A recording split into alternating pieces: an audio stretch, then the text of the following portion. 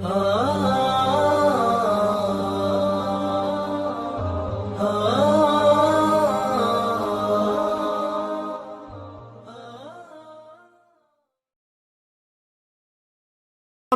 این خاک ماست، خاک افغان هاست. اگر امریکایی ها از افغانستان برازا نمیبره، ما حاضر استیم به زور مشت و لغت امریکا را از افغانستان خارج کنیم، به زور بشکه، به زور تفنگ افغانستان آزاد میکنیم.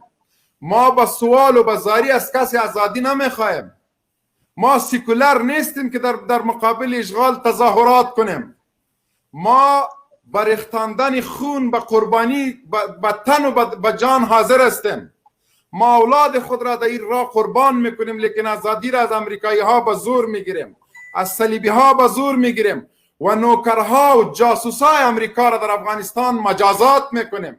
ما بعد با شما پشمانی نشان میتین، به دردتان نمیخوره. اینمی وقتش است. بیاین در پهلوی برادرایتان ایستاد شوین، در پهلوی مردم ایستاد شوین که در مقابل امریکا سنگر گرفته. حمایت از کسانی کنین که در مقابل امریکا قربانی داده، این وطن از اشغال خلاص کرده. در پهلو، در آغوش کسانی قرار بگیرین که امریکایی ها را نیست و نابود ساختن، امریکایی ها را با ترک خاک ما مجبور ساختن. با آن کسان یک جا شوین. این خاک سر همه ما حق داره، سر همه اقوام افغانستان آزادی این خاک حق داره. بیاین در پالوی امارت اسلامی، در پالوی امارت اسلامی، در آغوش امارت اسلامی بیاین جای بگیرین. مردم امارت اسلامی، رهبرای امارت اسلامی به همه مردم افغانستان لبیک میگن. بگذاریم طالبان را که جاسوسای امریکا را مجازات کنن. سپر نشوین در مقابل مردمی که خیانت به مردم افغانستان کرده، خیانت به اقوام افغانستان کرده. امروز گپ تجزیه و خراسان را میزنه. زبانهای کسانی باید بریده شود که در این حالت از خراسان و از اقوام تخت و تاج میکنه در بین مردم. شما چی فکر کردین؟ او جاسوس CIA، او جاسوس بلیکواتر آقای صالح، به تو خطاب دارم. تو کای شرم داری؟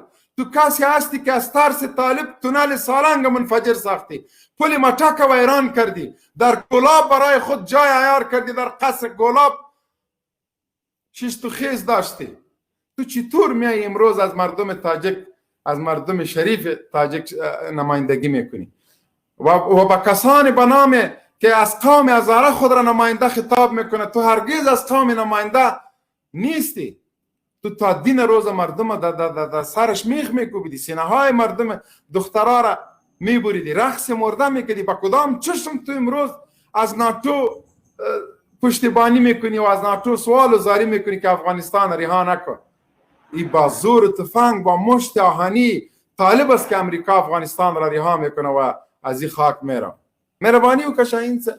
متین صاحب مهربانی. متین وروره تاسو که مایک خلاص کړئ. متین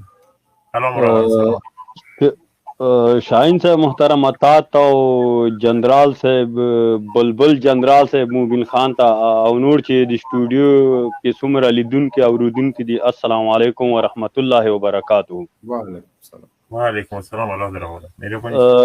شاهین صاحب محترمه، لکه څنګه چې جنرال صاحب محترم ډېرې خوږې خبرې وکړې او ډېر حقیقت نه ډکې خبرې وکړې، همدغسې نن د بلیک واټر مزدورانو، د CIA نوکرانو، د ISI نوکرانو، پالیسټو نن په پارلمان کې ډېر په سپین سترګۍ سره خپل بدانانو خپل دغه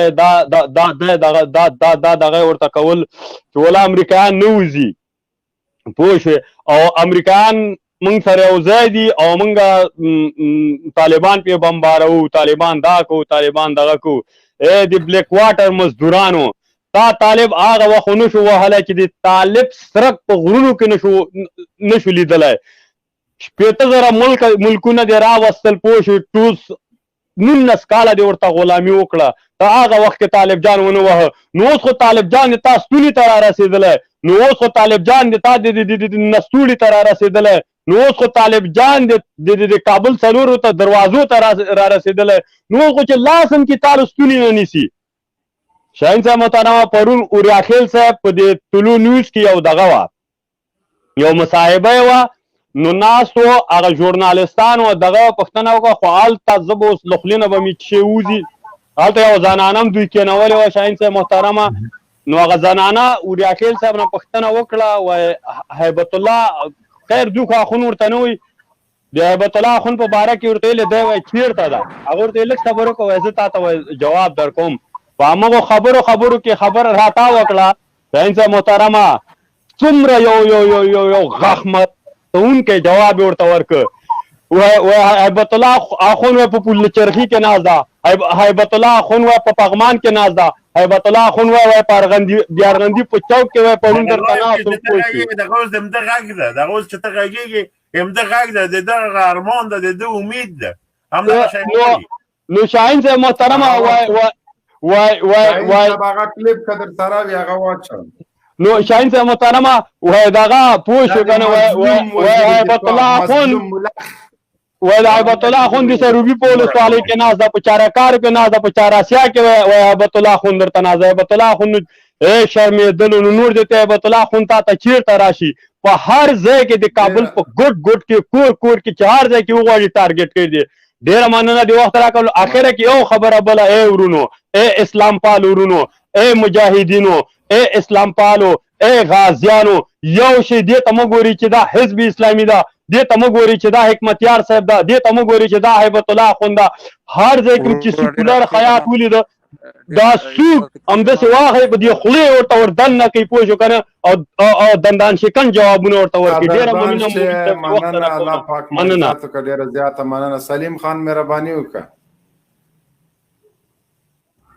سلیم خان مهرباني